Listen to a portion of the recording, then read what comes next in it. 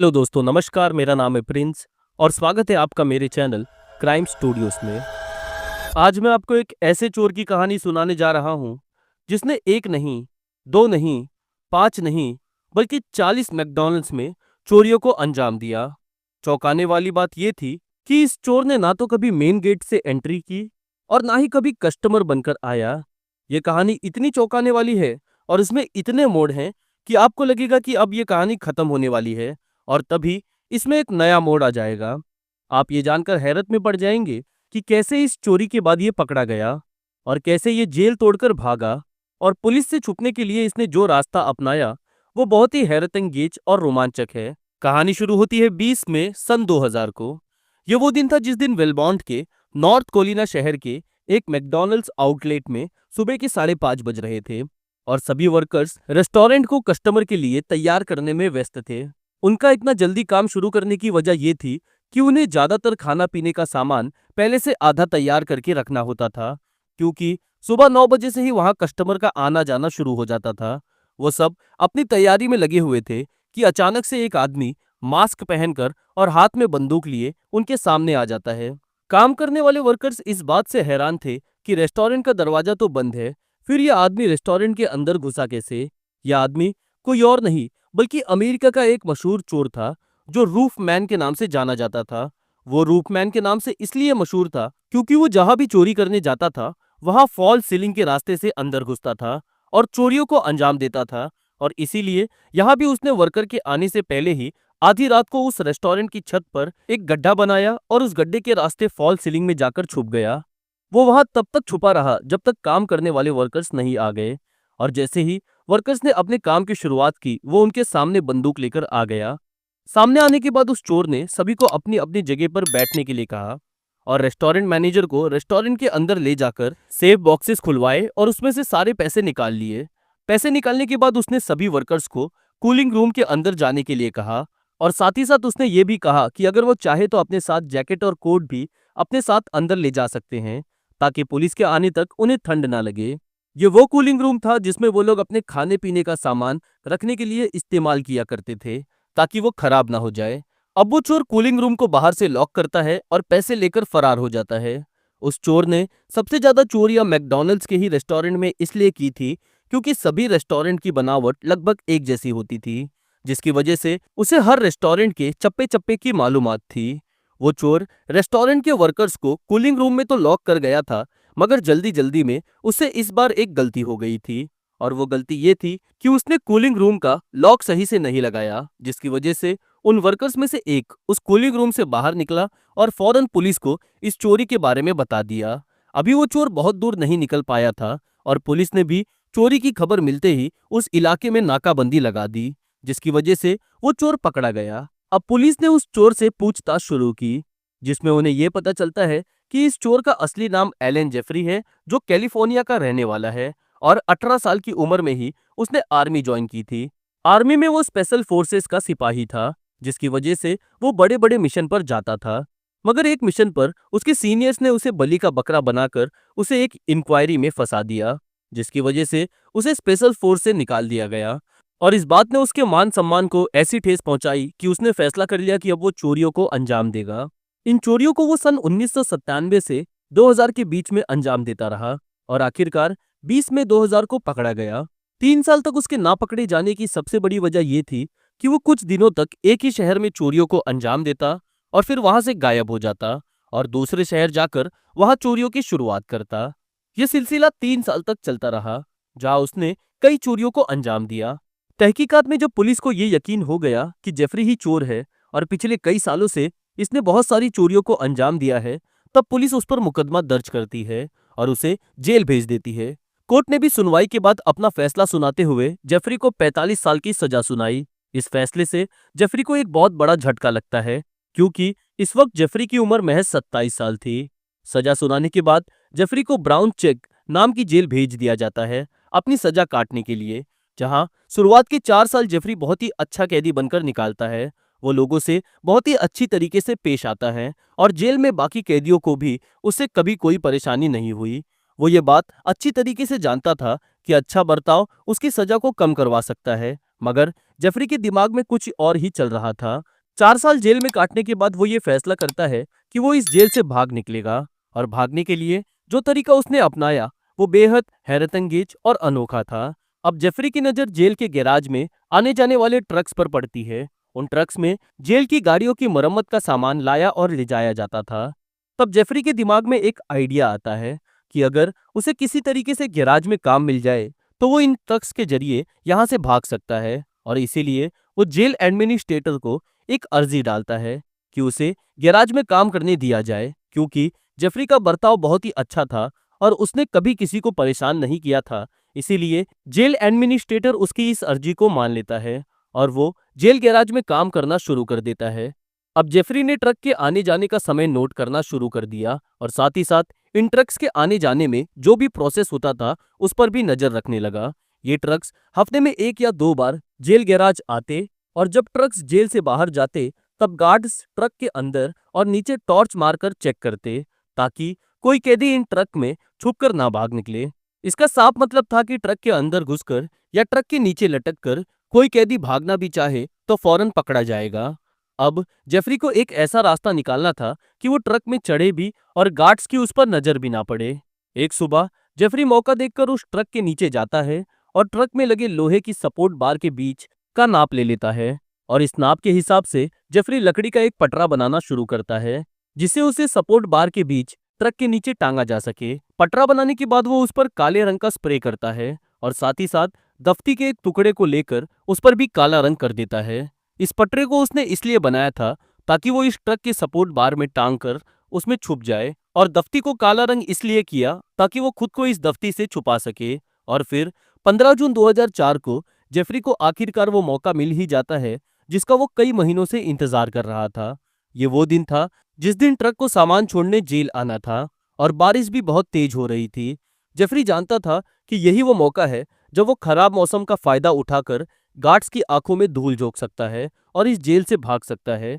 जैसे ही गार्ड्स की नजर कुछ देर के लिए ट्रक से हटी, वो अपना लकड़ी का पटरा ट्रक के नीचे लोहे के सपोर्ट बार के बीच टांग देता है और उसके अंदर लेट जाता है, और अपने मुंह और पैर को छुपाने के लिए खुद को दफ्ती से ढक लेता है जिस पर उसने काला रंग किया था। कुछ ही देर के बाद ट्रक के वापस जाने का समय हो जाता है और रूटीन के मुताबिक गार्ड्स ट्रक को चेक करना शुरू करते हैं। उस दिन बारिश बहुत तेज होने की वजह से गार्ड्स उस ट्रक को जल्दी जल्दी चेक कर रहे थे।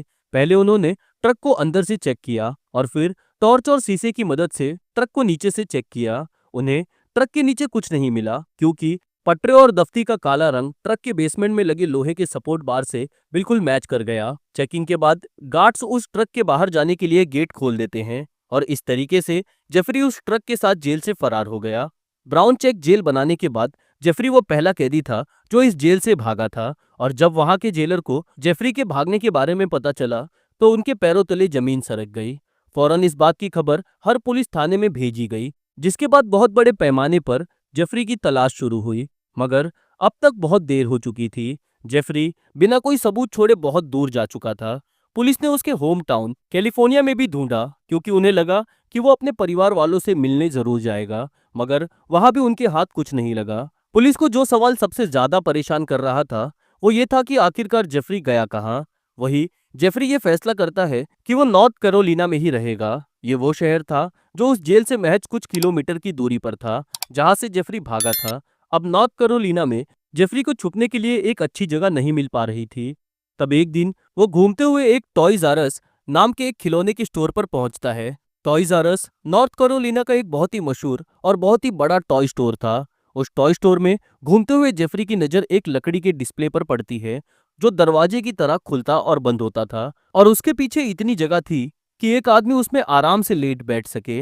जेफरी ने एक बात और नोट की कि उस डिस्प्ले में खिलौने लगे हुए थे जिन्हें लोग देखते और फिर वहीं रख देते, मगर उस डिस्प्ले को ना तो कोई कस्टमर और ना ही उन स्टोर्स में काम करने वाले खोलते या बंद करते। तब जेफरी फैसला करता है कि वो इस दीवार से लगे हुए डिस्प्ले के पीछे अपने छुपने की जगह बनाएगा।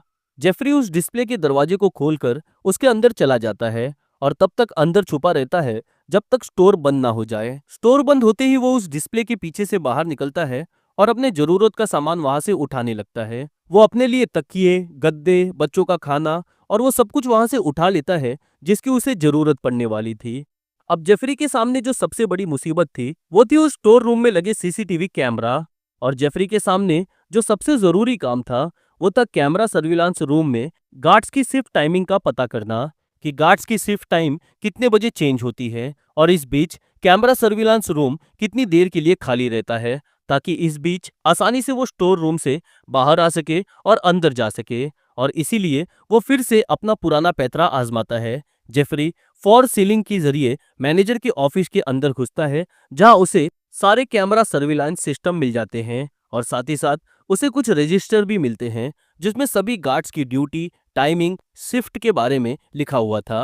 वो बहुत ही बारीकी से सभी गार्ड्स की शिफ्ट टाइमिंग को समझता है, उनके नाम पता करता है और वो कितने घंटे काम करते हैं और काम को उनके बीच कैसे बांटा जाता है, ये सब कुछ समझने लगता है। और साथ ही साथ कैमरा सर्विलांस सिस्टम को भी चलाना सीखता है, कैसे कैमरे को ऑन ऑफ किया जाता है और किस किस एंगल पर कैमरा सेट है। जेफरी उस जगह से वो हर जानकारी निकाल लेता है जिससे वो आसानी से वहां रह सके और पकड़ा भी ना जाए। जेफरी ये बात बहुत ही अच्छी तरीके से जानता था कि पुलिस उसकी तलाश में दिन रात लगी है, इसीलिए वो दिन भर उस डिस्प्ले डोर के पीछे छुपा रहता था और रात होते ही वहां से बाहर निकलकर अपने लिए खाने पीने का और जरूरी सामान उठा लेता था जिससे वो जिंदा रह सके। और इसी तरीके से उसने उस टॉय स्टोर में पूरे 4 महीने गुजार दिए। हालांकि उसे वहां रहते हुए अब ये एहसास होने लगा था कि वो किसी कैद में रह रहा है, मगर वो किसी तरीके का कोई भी रिस्क नहीं लेना चाहता था जब तक उसके पास भागने का कोई सही प्लान ना हो। अब साल का आखिरी महीना दिसंबर की शुरुआत हो रही थी और ये वो वक्त था जब टॉय स्टोर में क्रिसमस करीब होने की वजह से बहुत ज्यादा भीड़ होती थी और इसी वजह से जेफरी को ये डर सताने लगता है। तब वो फैसला करता है कि अब वो अपनी छुपने की जगह बदलेगा और यहाँ उसकी किस्मत ने उसका बहुत ही अच्छी तरीके से साथ दिया। टॉय स्टोर से बिल्कुल मिला हुआ एक इलेक्ट्रॉनिक स्टोर था जिसका नाम था सर्किट सिटी, मगर पिछले 2 साल से वो बंद पड़ा था जिसकी वजह से उसे पूरी तरीके से खाली कर दिया गया था।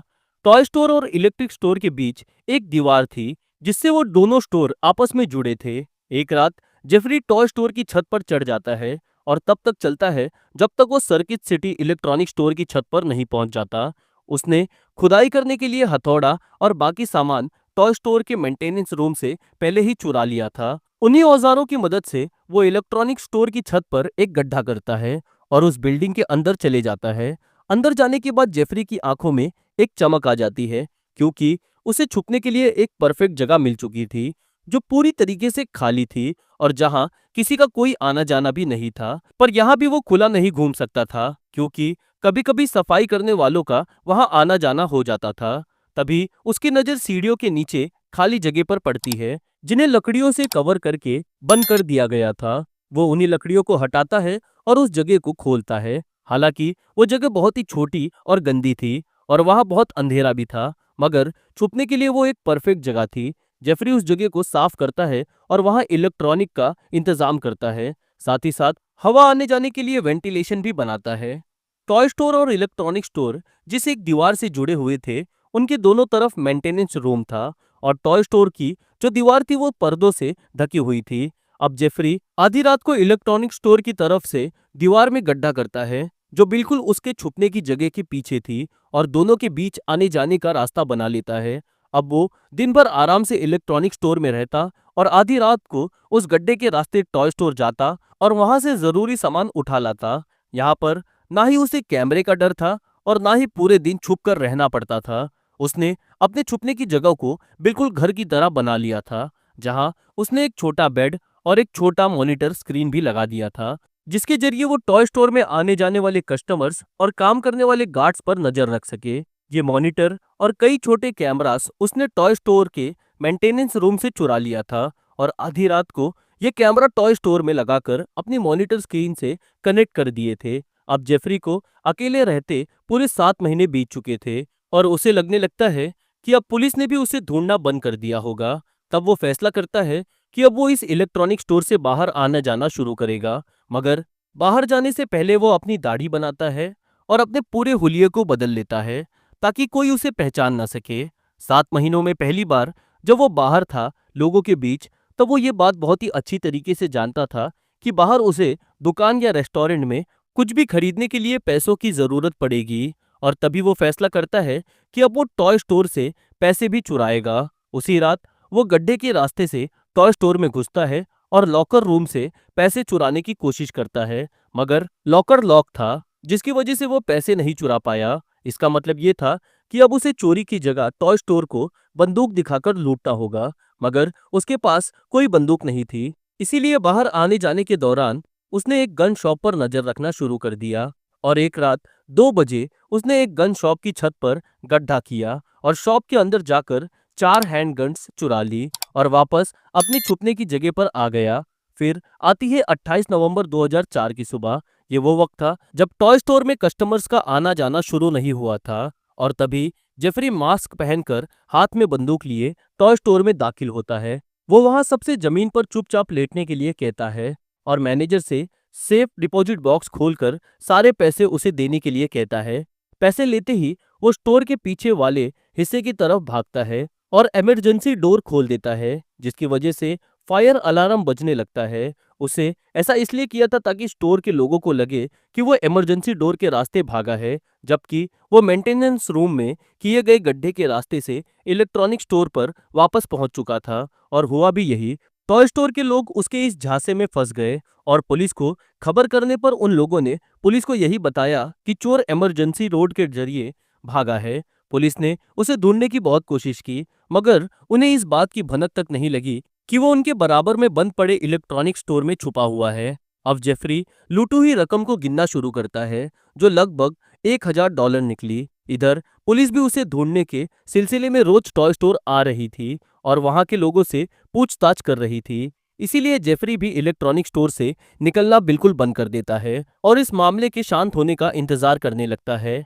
कुछ दिनों के बाद मामला शांत होने पर जेफरी फिर से रोज बाहर आना जाना शुरू कर देता है। अब उसके पकड़े जाने का डर बिल्कुल खत्म हो चुका था और उसका कॉन्फिडेंस भी बहुत ज्यादा बढ़ चुका था और इसी वजह से उसने चर्च जाना भी शुरू कर दिया था, जहां वो नए नए लोगों से मिलने लगा और कई दोस्त भी बना लिए। उसने चर्च के फादर से भी बहुत अच्छी दोस्ती कर ली थी और साथ ही साथ टॉय स्टोर से चुराए हुए सामान को वो वहां के लोगों को तोहफे में देने लगा। उसने चर्च के लोगों को अपना नाम जॉन जाराह बताया। जेफरी चाहता था कि वो एक नए नाम के साथ एक नई जिंदगी शुरू करे, जहां उसके क्रिमिनल पास्ट के बारे में कोई ना जानता हो, और इसीलिए वो चर्च का एक एक्टिव मेंबर बन गया। इसी दौरान उसकी एक लड़की से मुलाकात हुई और वो दोनों एक दूसरे को पसंद करने लगे। जेफरी उस लड़की को बताता है कि वो अमेरिका इंटेलिजेंस एजेंसी का एक अंडरकवर एजेंट है और वो एक मिशन पर है जिसके बारे में वो किसी को कुछ नहीं बता सकता है,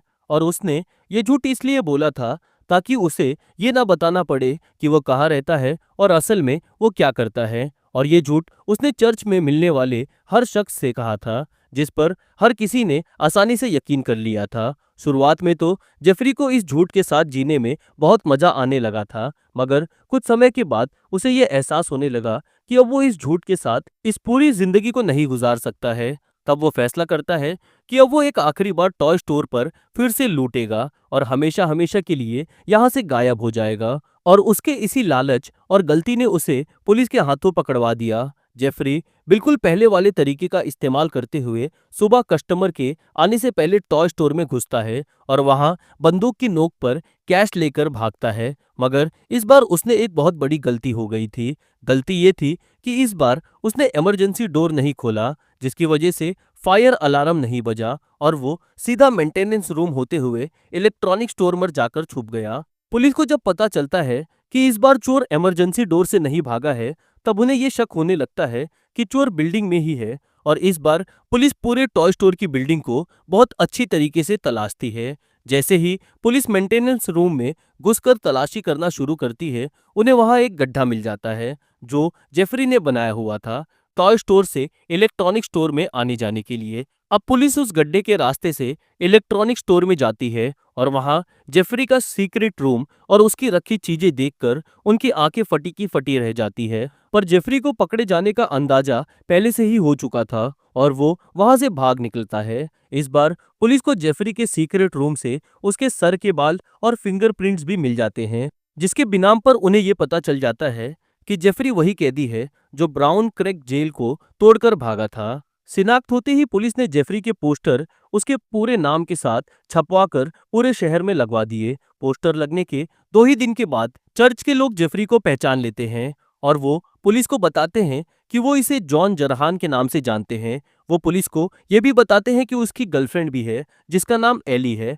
पुलिस पूछताछ के लिए एली के घर पे पहुंचती है और साथ ही साथ उसे ये भी बताती है कि उसका बॉयफ्रेंड जिसका असली नाम जेफरी है वो पूरे अमेरिका का सबसे वांटेड चोर है। एली पुलिस की बातों पर बिल्कुल भी यकीन नहीं करती है, मगर जब पुलिस उसे अखबार दिखाती है जिसमें जेफरी की जेल तोड़ने की खबर छपी हुई थी, तब वो हैरत में पड़ जाती है। वो पुलिस की मदद करने के लिए तैयार हो जाती है और साथ ही साथ उसे ये भी बताती है कि जेफरी उसे आज ही शाम को मिलने वाला है। उधर जेफरी भी ये सोचता है कि वो भागने से पहले आखिरी बार एली से मिलेगा और उसे अपनी असलियत बता देगा। हालांकि जेफरी को इस बात का अंदाजा था कि एली से मिलने पर रिस्क है, मगर फिर भी शाम को वो एली से मिलने पहुंचता है। जैसे ही वो दरवाजे को नॉक करता है, पुलिस उसे चारों तरफ से घेर लेती है और उसे गिरफ्तार कर लेती है।